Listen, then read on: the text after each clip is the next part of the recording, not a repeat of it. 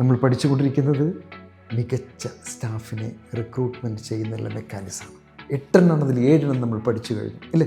8ാമത്തെ പ്രധാനപ്പെട്ട മറ്റൊരു കാര്യമാണ് ഇവാലുവേറ്റ് ആൻഡ് ഇംപ്രൂവ്. ഇവാലുവേറ്റ് ചെയ്യണം. നമ്മൾ ഒരു കാൻഡിഡേറ്റിനെ നമ്മൾ എടുത്തു കഴിഞ്ഞാൽ പോലും അതിനൊരു ഇവാലുവേറ്റ് ചെയ്യാനുള്ള ഒരു മെക്കാനിസം നമുക്കുണ്ടാകും. അതോടൊപ്പം തന്നെ ഇംപ്രൂവ്മെൻറ്റ് ഏരിയ എന്തൊക്കെയാണ്. അത് വീണ്ടും നമ്മൾ ഒരാളെ എടുത്തത് കൊണ്ട് മാത്രം വിജയിക്കും.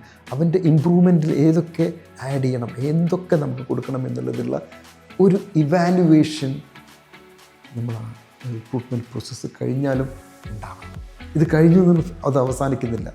അവിടെ കൃത്യമായിട്ടുള്ള ഒരു മോണിറ്ററിംഗ് സിസ്റ്റം, അതല്ലെങ്കിൽ ഒരു ഇവാലുവേഷൻ, ഇവിടെ ഇംപ്രൂവ്മെൻറ്റ് ഏരിയ, ഇതും കൂടി ആകുമ്പോൾ ആ mechanism, sales staff recruitment mechanism ഒരു വിധത്തിൽ നമ്മൾ ഈ സ്റ്റെപ്പിലൂടെ കടന്നു പോകുമ്പോൾ മികച്ച രീതിയിലൊരു എൻട്രി ഒരു കാൻഡിഡേറ്റിനെ നമ്മൾ നമ്മുടെ ബിസിനസ്സിനകത്ത് ഏറ്റവും മികച്ച ഒരു ടീമായിരിക്കണം സെയിൽസ് സ്റ്റാഫ് എന്നുള്ളത്.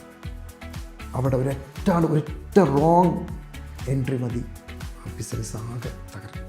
അത് നമ്മളെ കുടുംബത്തിലാണെങ്കിലും ശരി, ബിസിനസ്സിലാണെങ്കിലും ശരി, അതിന് ഒരൊറ്റ വിദ്യ മാത്രമേ ഉള്ളൂ, ബെസ്റ്റ് സെലക്ഷൻ.